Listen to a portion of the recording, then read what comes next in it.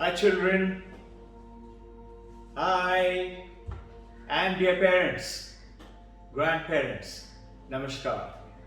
It's beautiful to talk to you, and everybody is waiting for the 13th of December, provided the government clears it. I hope we do and start to meet each other again. In the meanwhile, whenever you can, like you feel like getting out a little bit, take mom and dad's permission, bring them over, come and sit with me for a while. Maybe we could talk, we could tell stories, and you could tell me some stories. What are you doing? And let's have fun. Generally speaking, the time is just going by, just rolling past. And looking at ourselves, we are actually living and experiencing just the body, the growth, the time and pleasure. Eating pleasure, mobile pleasure, TV pleasure, and spending money pleasure, buying and shopping free pleasure, pleasure going in. So you know what? There was one of my very good colleague, a devotee, was talking to me, and he was sharing that father and mother came from a very good, beautiful, happy environment.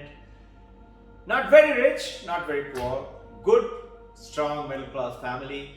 Father and mother sacrificed for the boy, and he did really study and did very well and chased for that. What is it that I need to do to get that, those things that I want? Pleasure. And he got,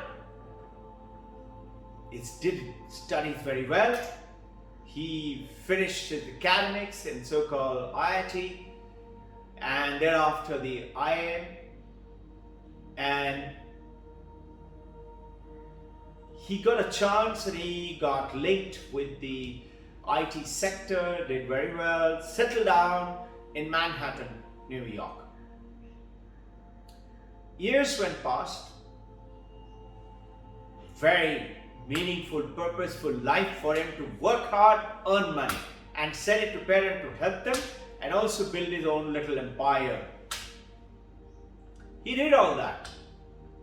Somewhere around when he was 33, one day he's telling me that I wrote to my father, Father, what I'm earning today per month, most people have not earned in their whole life. So I'm satisfied with so-called artha, money. Generally speaking, as per Vedanta, there are 4 principles on which we lead our life. Generally, all human beings, generally. First is artha, chasing money, pleasure. So notice, what are we doing? iPhone 12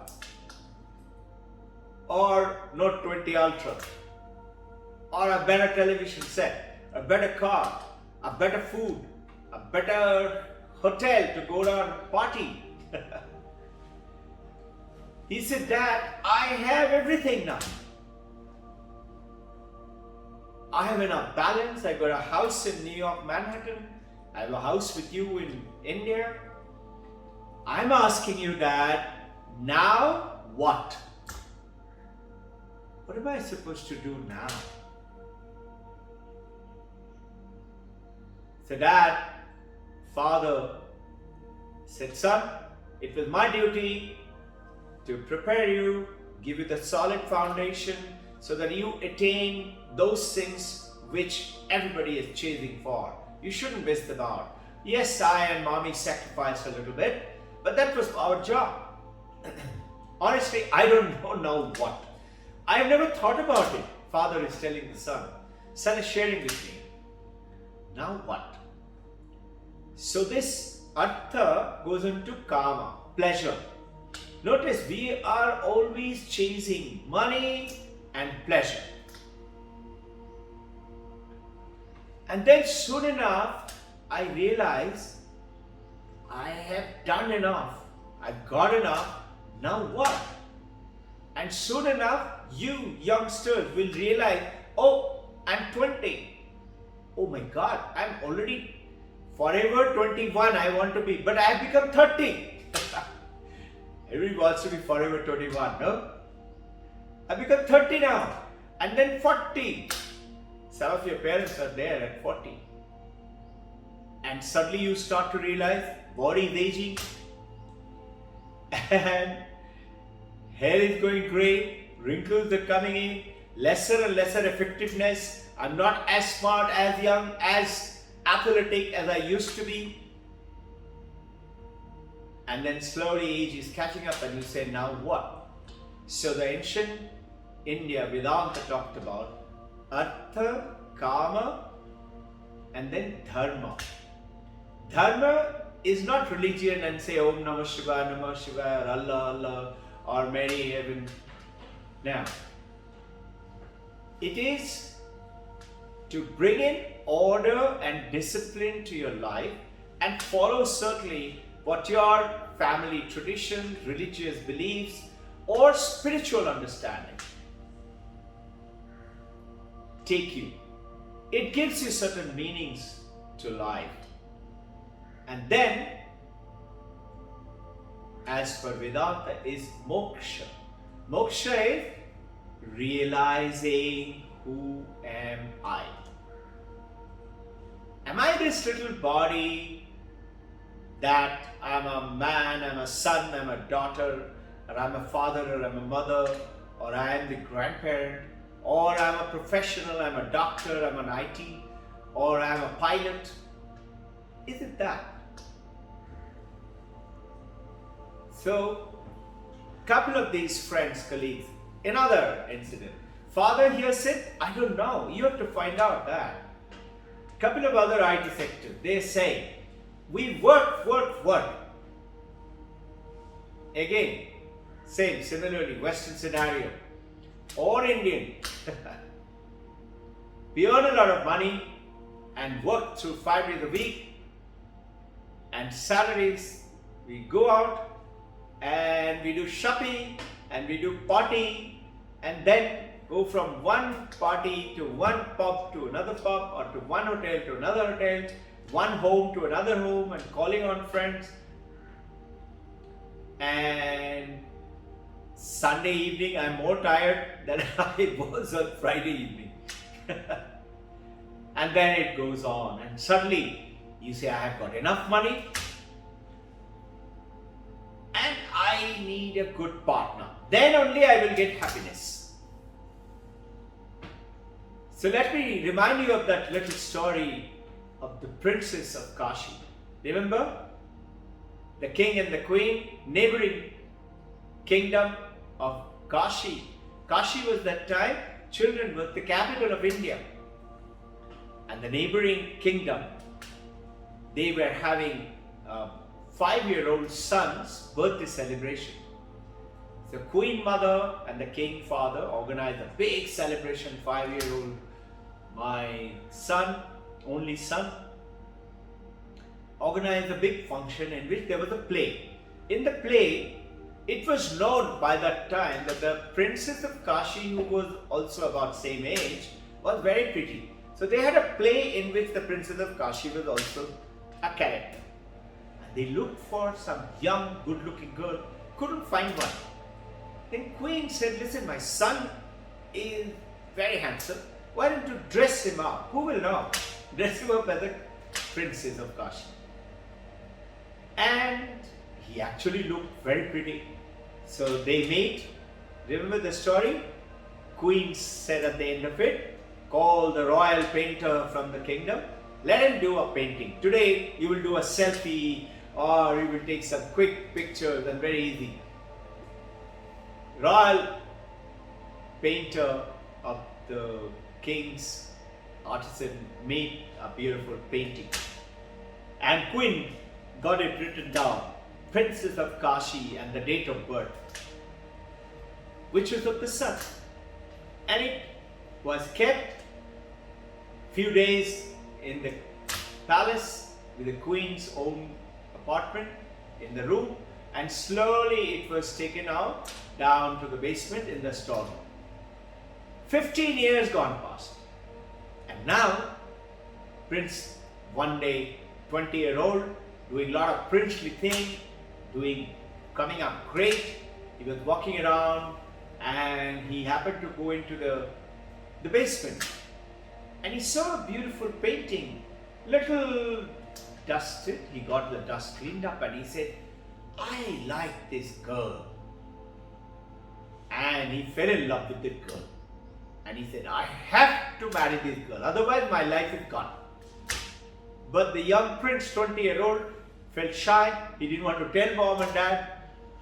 And mom and dad, king and queen, noticed the child is these days a little absent-minded, little aloof. He's not his jovial self.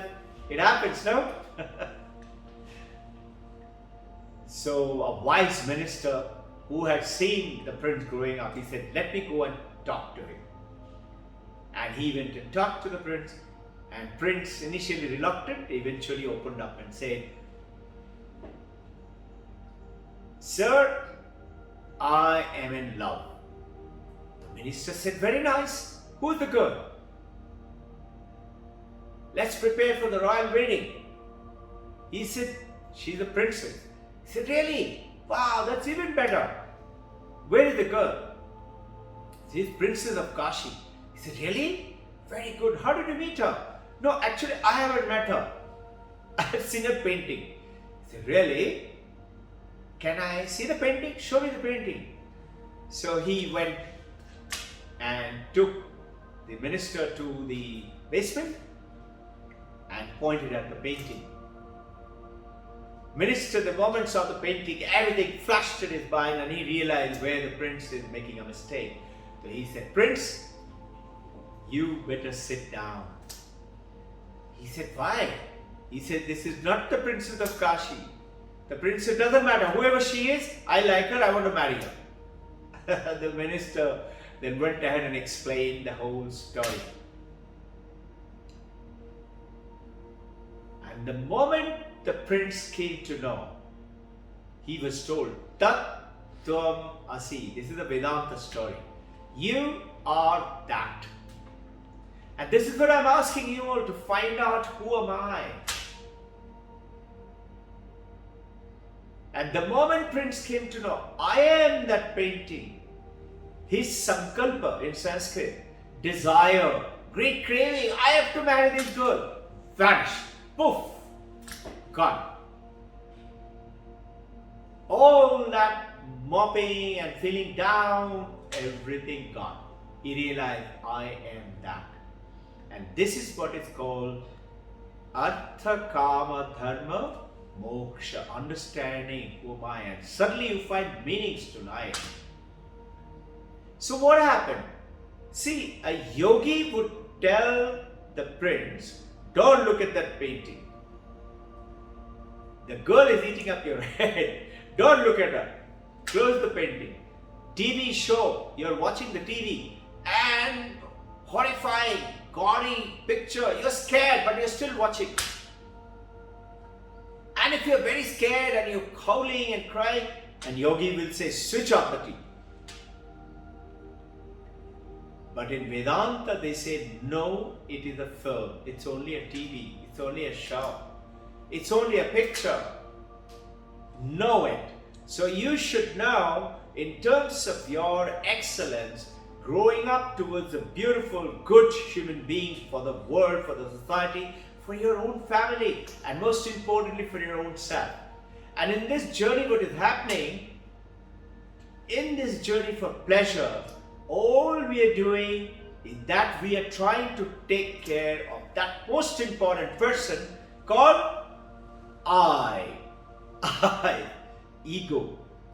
Whatever you're doing, you want to do personal pleasure. You do it. And soon enough, you find iPhone 12 is also not okay. You find what is next now, and it goes on. And one diamond nose stud becomes one diamond nose stud and a ring, and then nose stud and a ring becomes the diamond tiara and maybe a chain, and it goes on and on. It's never ending. And this eye, as per Vedanta, is a black hole of the universe. It will carry on swallowing and never make you get satisfied. And from there, there was a study done in the Western world. They said the Western world is the pleasure for which we are chasing. From the pleasure, if you come down to another engagement, your life becomes better.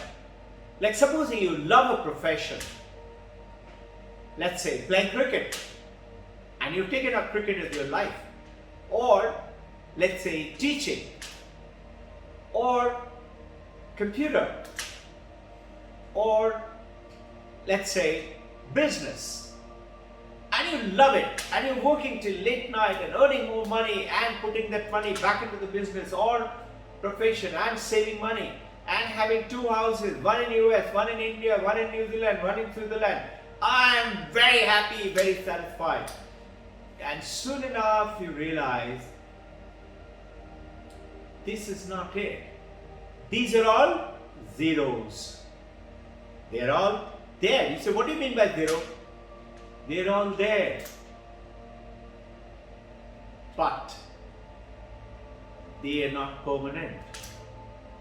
They're all going to go. Take anything. The computer is going to deteriorate and change. Body is changing. The mind is changing. The money is changing. And you may have enough, and suddenly you realize that enough money is not enough. Now what? Is that the boy was asking. Dad, now what? So, if you have a purpose, you find it meaningful, you do it, but eventually you still find it is losing its sense. And then you find the next.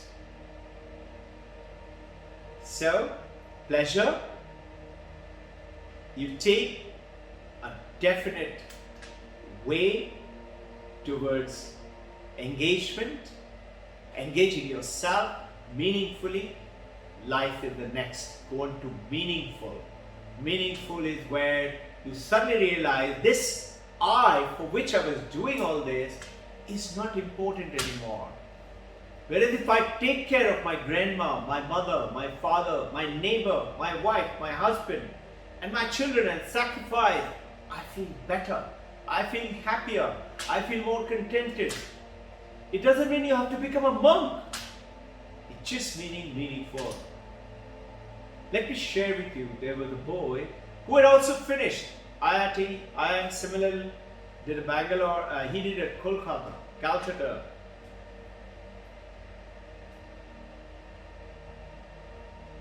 AIMS.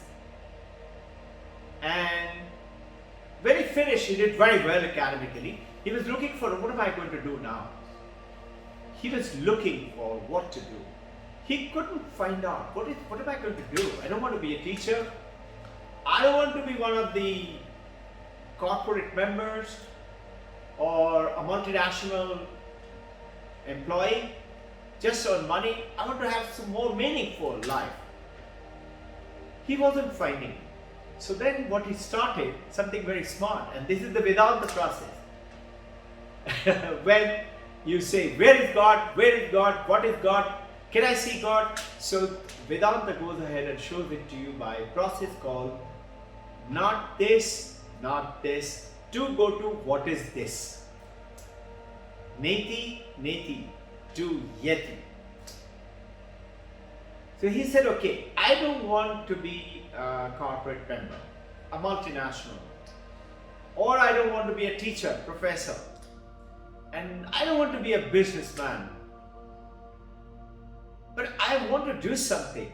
And then one day he came out from his hostel in Calcutta, and outside the institute management, he found some children playing around. And he started chatting them up and started playing with them. And soon enough, one day, he said, why don't you all move with me? He took little money from parent, he hired a flat, and he said, come on, I will take care of education. He took 3 boys, just 3 boys. There were 2 boys and 1 girl. And he said, I will take care of everything. Normally the NGOs, what they do, they get some books, some bags, some food from various donors and keep giving it to the children who are staying there. He said, that's not how the parents bring you up. Parents take care of everything. I'm going to take care of everything. I'm your father. And these boys were growing up, and do you know what? The 3 soon became 100 and then 500, and you'll be amazed to hear that today it is 150,000 children he's taking care of, not just in Calcutta, all over India. He's got many centers. And do you know what? He has got President's Award. I'm not saying getting the award was for which he did, but it is got recognized, and his life is so meaningful. He said, I'm so engaged, I'm so peaceful. So he was asked, why did you do it? What made you do it? He said, I noticed that I didn't find more meaningful life than spending my life for the welfare of other people. And notice, children, you all do CAS activity in DP. That is the purpose of finding out how can I help the society. Now this is you and me, finding meanings towards this. Swami Vivekananda is saying, excellence. All of us want to be excellent human beings, no? We have no doubt that we are human beings. We have no doubt that I am not a donkey. I have no doubt that I am not a monkey. I know I am a human child. But he says, towards excellence, it has no limit. Vivekananda's word. Step by step, little by little, every moment, not every day, every moment, from this moment to the next moment, do something and change yourself from the moment earlier, better and better. And children and dear young parents, take it on every moment, and you'll find that you would certainly not compare anymore with your brother or sister who is successful, or the neighbor, or that gentleman or that gentle lady, or that film star, or that in the magazine they're writing about.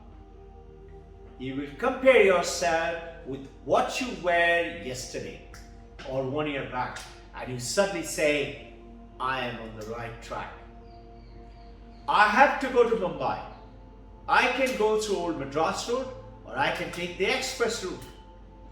I can go by bus, I can go by motorcycle, I can go by my own car, I can go by helicopter, or a beautiful plane.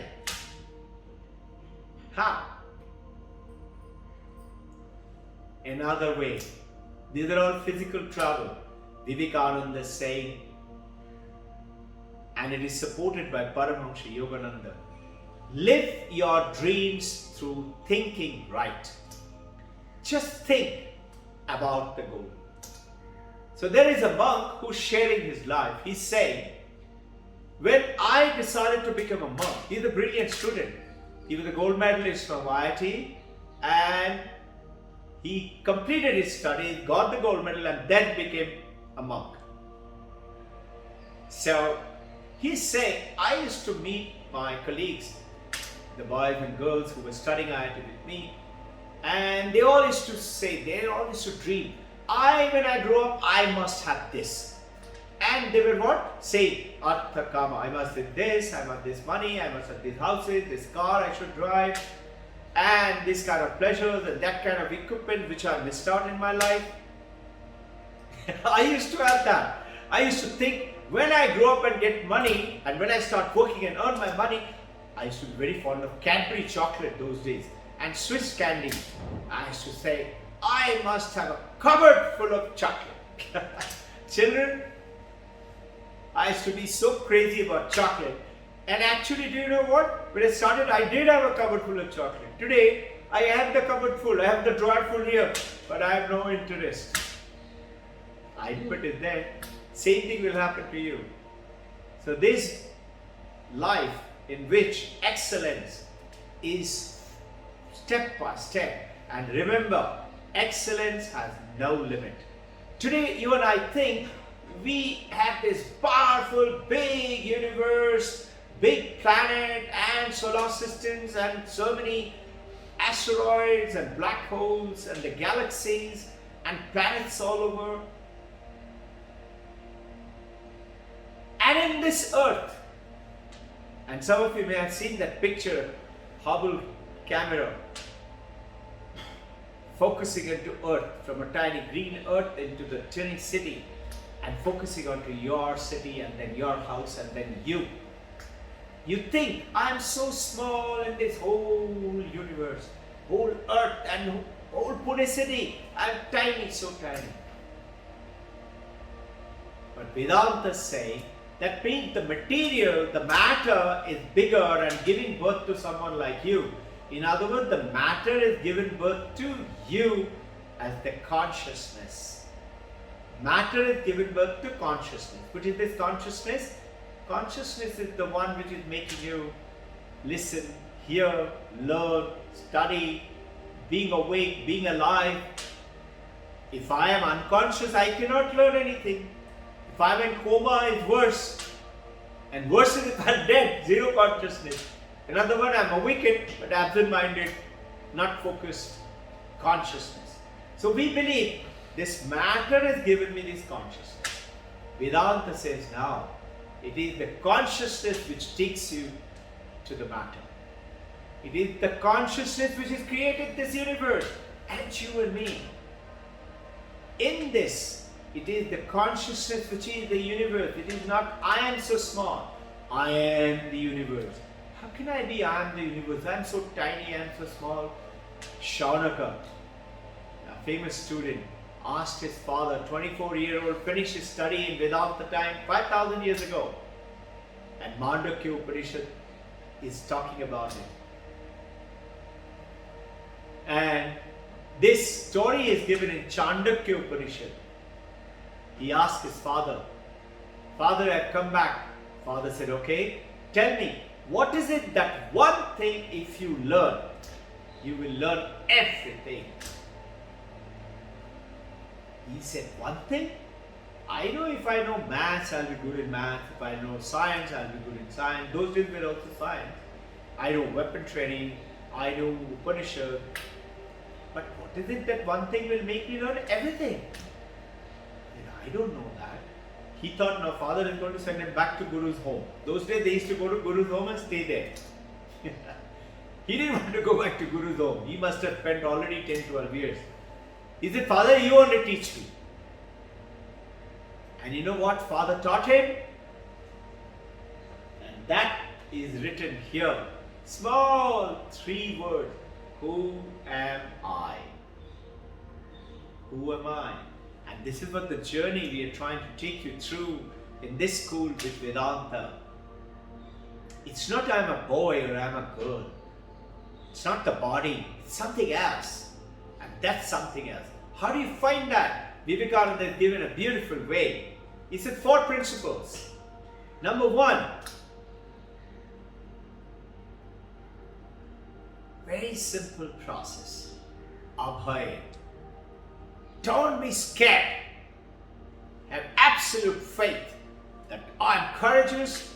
Nothing will put fear in my life. Be fearless. It's the first understanding I'm on the right track. I'm fearless. If you believe in God, God will take care. Believe in Mother, Shiva, Krishna, Jesus Christ, Allah will take care of me. Or my father, my mother, or this universe. I haven't done anything wrong. Nothing wrong happened to me. Next, Abhay, these are 4 A's. Ahimsa. Neither through action, not through words. Don't use bad words. not through thought, even thinking, I hate that guy, I don't want to see his face. Now, ahimsa, abhay, ahimsa. And then, asanga. I asked a spiritual master, great enlightened master, I asked him, sir, what is your spiritual practice? He just used one word, asanga. Asanga is detached, not attached to anything. But he is a very good worker, very good monk. A mother who is totally unattached. She's attached to the baby, young baby, always carrying the baby. Everybody says, mother is totally attached to the baby. Mother is, apparently. Think, when the young mother goes off to sleep, mother's hand is always on the baby. Even while sleeping, mother is patting the baby. And then baby goes off to sleep, mother also goes off to sleep. As mother goes off to sleep, mother's hand falls off the baby. Mother is totally detached and very happily. She's not crying, oh my God, I'm getting detached from my baby. I'm not going to sleep, I'm going to stay awake. Is she saying that? She's very happy, blissful. And when she wakes up, she says, thank God my baby didn't wake up and wake me up. I had a good sleep. I know. You mothers will say, mothers don't get good sleep. Wherever you sleep, have you noticed? You get totally detached. That detachment is asanga. This is what the monk said, practice asanga. Do everything, like the lotus flower in the water. The water cannot touch it, cannot soil it. Neither the petal, nor the leaves of the lotus. But the lotus is blooming. And from thousands of miles, the honeybees come to sip the nectar and they go away. Be like that lotus. And the fourth. So what is it? Abhay, ahimsa, asanga. All A. Asanga in Sanskrit means not attached. And ananda. Bliss, joyful. Vedanta saying, even if you're not feeling joyful, act it. Acting. Smile always. Keep a smile on your face. Don't let the people see your frowning face. Or yourself. First thing in the morning when you get up and go to wash your face, you don't look into the mirror and smile. I suggest smile every day. Say, hey, thank you, Robbin, you're alive. You're so bright, beautiful day. One boy comes and says, wow, what a beautiful day in the office. The other guy did not have a very good day and he was saying, what's so beautiful about it? And this boy said, try missing it. By being dead, you will know how beautiful it is. So, smile at yourself. Say, I have work to do for everyone in the world. And the moment everyone is catered for, you are also part of that everyone. So my message for you to reflect on it, think, listen, ask questions. I'm so happy so many questions do come. Write your reflections because the answer lies in you. You are the one. Namaskar, dear grandparent, my parents and my beautiful children. I'm looking forward. I'm missing you. Love you all.